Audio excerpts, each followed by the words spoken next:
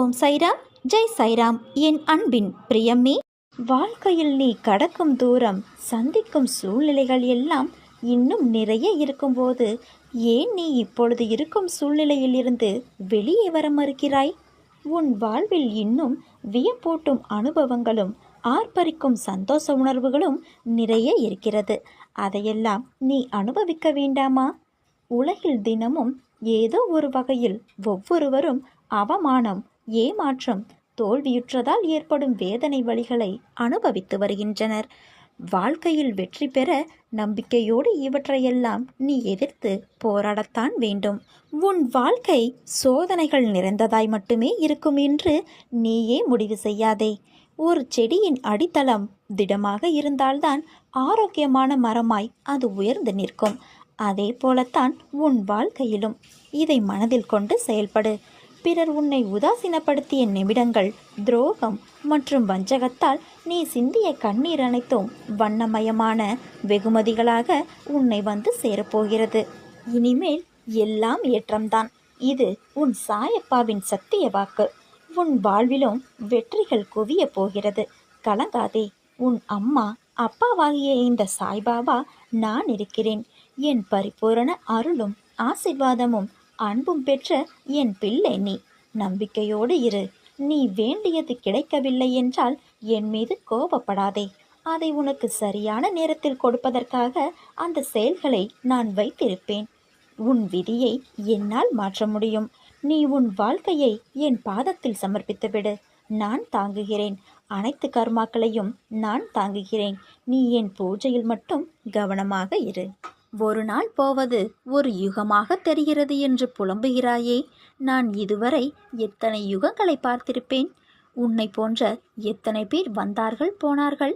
இனியும் வரத்தான் போகிறார்கள். அவர்களில் பெரும்பாலானோர் இப்படித்தான் உன்னை போல புலம்பி தவித்தார்கள். சிலர் தற்கொலை செய்தார்கள். சிலர் எதிர்த்து போராடினார்கள். எல்லாம் ஒரு நாள் முடிந்து போனது. மறுமுறை அவர்கள் அதை வேறு ஒரு ஜென்மம் எடுத்து கழித்தார்கள். இனி வருபவர்களுக்கும் இதுதான் நிலை. நீ தோல்விகளையும் கஷ்டங்களையும் கண்டு ஓடி ஒளியாதே. தைரியமாக எதிர்த்து போராடு. இந்த ஜென்மத்தின் கடமைகள் அனைத்தையும் இந்த ஜென்மத்திலேயே முடித்துவிடு. அதற்காக எதிர்வரும் கஷ்டங்களை ஏற்று போராட மனதை பக்குவப்படுத்து. முடியாத போதெல்லாம் சாய்ராம் சாய்ராம் என்று மனதிற்குள் நான் பதியம் செய்து வைப்பேன். என்னை கும்பிடுவதற்கு வழியை தேடி அலையாதே. நான் அந்தர்யாமியாக உனது உள்ளத்திலேயே குடியிருந்து வருபவன். எனக்கு சடங்கு சம்பிரதாயங்களோடு தான் பூஜை வேண்டும் என நினைத்து விடாதே. எப்போதும் என்னை நினைத்து கொண்டிரு. அது போதும். அப்போது என் பலம் உனக்குள் ஊடுருவி உனது கஷ்டங்களை தவிடு பொடியாக்கிவிடும். உனக்கு எதிராக செயல்படுபவர்களையும் உனக்கு துன்பம் விளைவிக்க நினைப்பவர்களையும் நிர்மூலமாக்கிவிடும். உனது விருப்பங்கள் நிறைவேற எப்பொழுதும் என்னை நோக்கி பிரார்த்தனை செய். வெறும் பிரார்த்தனை ஒன்றினாலேயே உனது பிரச்சனைகளை நான் முடித்து வைப்பேன். உனக்கானது உன்னை விட்டு என்றும் போகாது. நீ கவலைப்படாதே. என்னை மீறி போகவும் போகாது. உன் மனதில் இருக்கும் ஆசையை ஸ்ரீ சாய்நாதர் நிறைவேற்றுவேன். இதை நீயே உணர்வாய். உன் கேள்விக்கு விடை உன்னிடமே உள்ளது. 5 ரூபாய் தானம் கொடு. பிறகு உனக்கு மன நிறைவு ஏற்படும். இந்த கேள்வியின் பயனை நீ விரைவில் உணர்வாய். 2 நபர்களை சந்திப்பதால் உன் வேலை முடியும். பொறுத்ததுதான் பொறுத்தாய். இன்னும் சில நாட்கள் மட்டும் பொறுத்திரு. உனக்கு நல்லது நிச்சயம் நடக்கும். உன்னோடு உன் தந்தையான நான் இருக்கிறேனே. இந்த உலகமே ஒன்று திரண்டு உனக்கு எதிராக துன்பம் இழைக்க முயற்சி செய்தாலும் உன் அப்பா உனக்கென எழுதியது மட்டும்தான் உன்னை வந்து சேரும் என்பதை நீ உறுதியாக நம்பு. சரணாகதி என்றால் என்ன என்பதை நான் உனக்கு கூறுகிறேன். நான் ஒரு உதாரணத்தை உனக்கு சொல்கிறேன் கேள். 2 நபர்கள் இருக்கிறார்கள். முதல் நபர் நன்றாக உழைத்து சம்பாதித்து பணம் வைத்து கொண்டு இருக்கிறார். 2வது நபரோ ஒரு பரம ஏழை, பிச்சைக்காரர் என்று கூட வைத்துக்கொள்ளலாம். இருவரும் ஒரு பெரிய கடைக்கு சாப்பிடுவதற்கு தின்பண்டங்கள் வாங்க செல்கிறார்கள். முதல் நபர் வாங்கிய பொருளுக்கு பணம் கொடுக்க வேண்டும். அவர் பணம் கொடுக்க முயலும் பொழுது தன்னிடம் ஒரு 100 ரூபாய் குறைவாக இருப்பதை உணர்ந்தார்.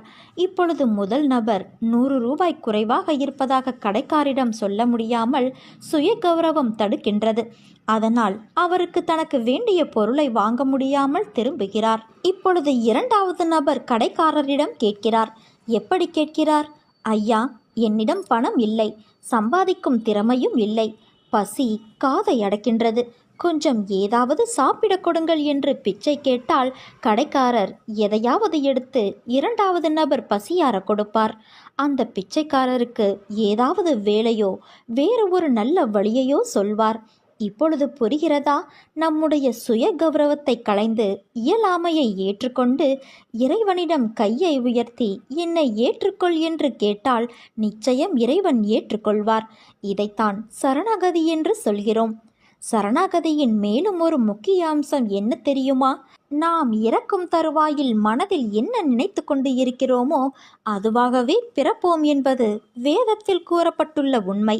இது பல புராணங்களில் நிரூபிக்கப்பட்டு இருக்கிறது. மரண தருவாயில் நம்முடைய உபாதைகளும் கருமாக்களும் நம்மை இறைவனை நினைக்க விடாது. அப்பொழுது நம்மால் இறைவனை அடைவது சாத்தியமில்லாமல் போகும். சரணாகதி செய்துவிட்டால் நாம் மறந்தால் கூட நாம் இறக்கும் தருவாயில் நம்மை ஞாபகத்தில் வைத்துக்கொண்டு நம்மை கரையேற்றி விடுவார் நாராயணன். இது ஒரு சரணாகதியின் முக்கிய அம்சமாகும். என் தங்கமே, உன் வாழ்க்கையை நல்லதொரு வாழ்க்கையாக மாற்றக்கூடிய சக்தி உன் எண்ணத்திற்கு உண்டு. அதனால் நீ நல்லதை மட்டுமே நினை.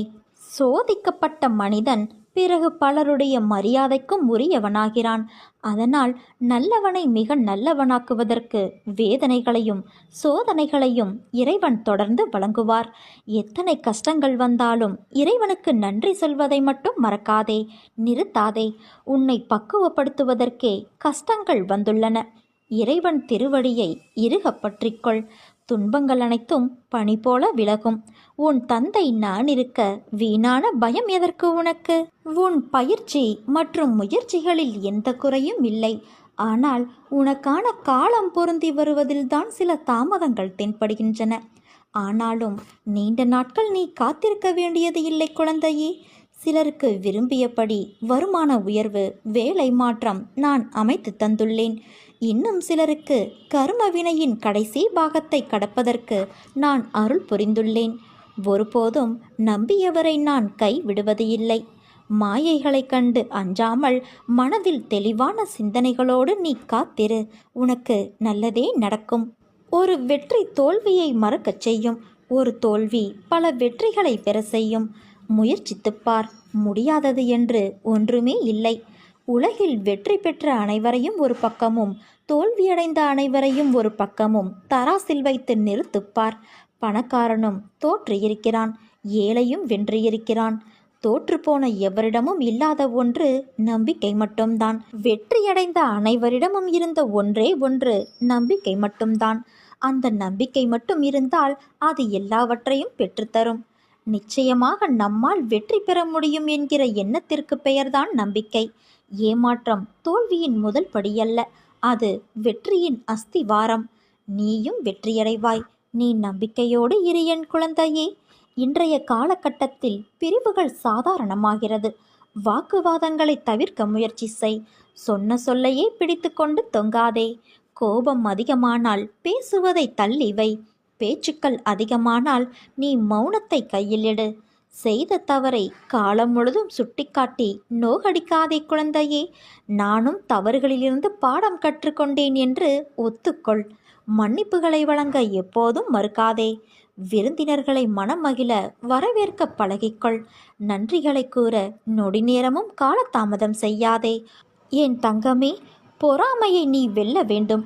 பொறாமை என்கின்ற வேண்டாத குணத்தை பொறுத்தவரை நமக்கு எந்த விதமான லாபமோ நஷ்டமோ கிடையாது. பொறாமை என்பது இன்னொருவருக்கு கிட்டியிருக்கும் லாபம் அல்லது வளம் கண்டு தாழாமை. வேறு ஒருவருக்கு ஒரு அதிர்ஷ்டமோ செல்வாக்கோ கிட்டிவிட்டால் நம்மால் அதை சகித்து கொள்ள முடியாமல் அவரை அவதூறாக பேசுகின்றோம். அவருக்கு நஷ்டம் ஏற்பட்டுவிட்டால் மகிழ்ச்சி அடைகின்றோம். இது நல்லதா? அந்த மனிதன் வளம் பெற்றால் நமக்கு என்ன நஷ்டம் ஏற்பட்டு விட்டது? ஆனால் ஜனங்கள் இந்த விதத்தில் சிந்திப்பது கிடையாது. அவனுக்கு நலம் கிட்டினால் அவனோடு சேர்ந்து நாமும் மகிழத்தான் வேண்டும். நமக்கும் நலம் கிட்டியது, நாமும் பாக்கியசாலிகள் என எண்ண வேண்டும். அல்லது அதே நலம் நாமும் பெறுவோம், நாமும் பெறுவதற்கு முயற்சி செய்வோம் என்று சிந்திக்க வேண்டும். அதுவே நம் விருப்பமும் தீர்மானமுமாக இருக்க வேண்டும். நம்மிடமிருந்து அவன் எதை எடுத்து சென்று விட்டான்? ஒன்றும் இல்லை. அவனுடைய கர்மாவின் பலனாக அவன் பலம் பெற்றான். அப்படி இருக்க அதை கண்டு நாம் ஏன் பொறாமைப்பட வேண்டும்?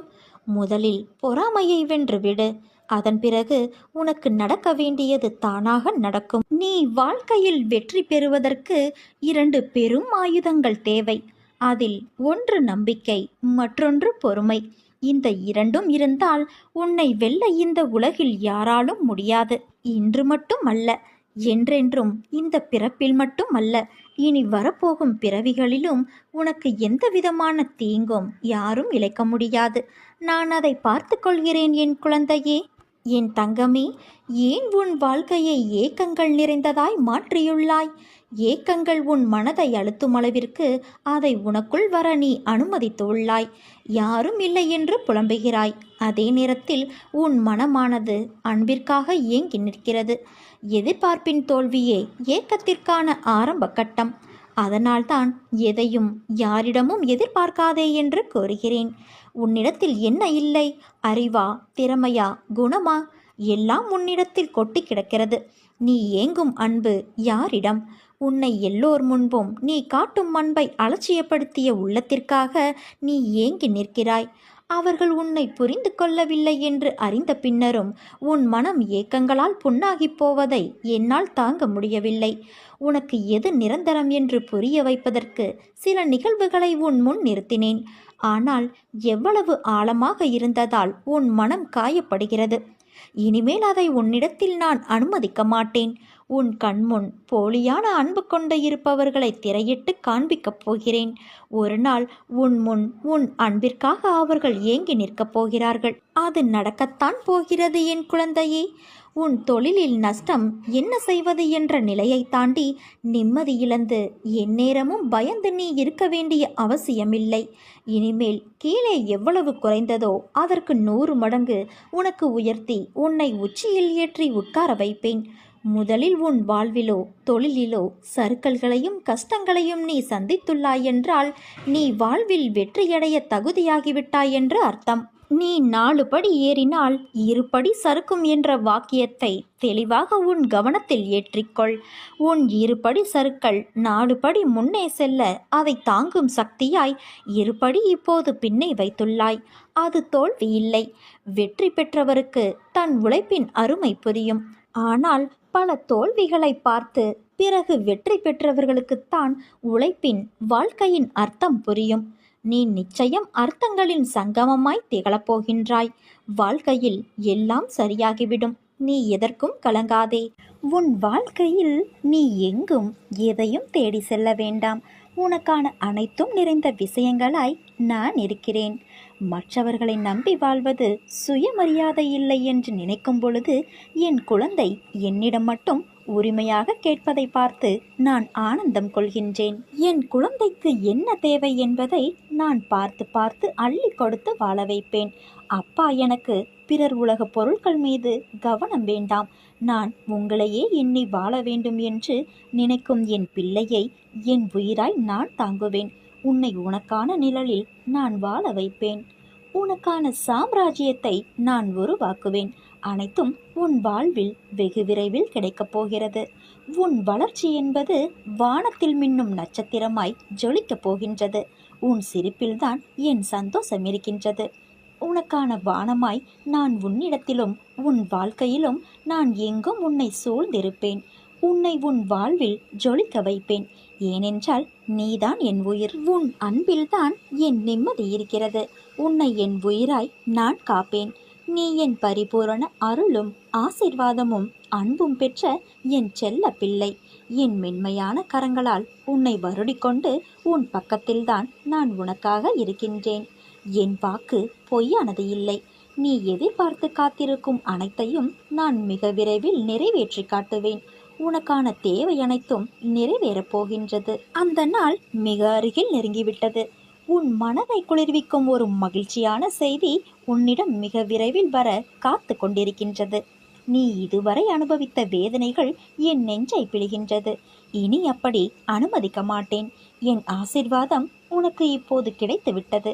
நீ நீண்ட காலமாக ஏங்கி வேண்டி நின்றது மிக விரைவில் வந்து உன் கையில் விளைப்போகின்றது. நாளை கண் விழித்து எழுந்து அந்த ஆச்சரியத்தை காண்பாய். நீ உற்சாகமாக இரு. உன் கர்மா அனைத்தும் முடிந்துவிட்டது. நீ இனி மகிழ்ச்சி பாதையில் செல்ல இருக்கின்றாய். நீயே மிக விரைவில் உன் வாயால் கூறுவாய், நான் மகிழ்ச்சியாக இருக்கிறேன் சாயப்பா என்று. என் முன் நின்று என் பிரச்சனைகளுக்கு விடிவு காலம் இல்லையா என்று கேட்டாயல்லவா? உன் வாழ்க்கையில் இனிமேல் நடக்கப் போகும் மாற்றங்களும் அற்புதங்களும் அதிசயங்களும் ஏராளம். பொறுமையாக இரு. தாமதங்கள் உன் வாழ்வில் தரமான அற்புதங்களை கொண்டு வரும். நான் உனக்காக இருக்கும் பொழுது நீ ஏன் வருந்துகிறாய்? உனக்கு ஏதேனும் துன்பங்கள் சோகங்கள் இருந்தால் என்னிடம் மனமிட்டு பேசு. தகுந்த நேரத்தில் நிச்சயம் அந்த துன்பத்தை நான் உன் சாயப்பா போக்குவேன். நம்பிக்கையோடு இரு. நீ விரும்பும் நபரை பல நாட்களுக்கு பிறகு காண்பாய். கேள்வி கேட்ட நாளிலிருந்து 4 நாட்களுக்கு பிறகு உன் வேலை நடைபெறும். 15 நாட்களில் நீ விழா கொண்டாடுவாய். சாயி சாயி என்று சொல், பாவங்கள் மறையும்.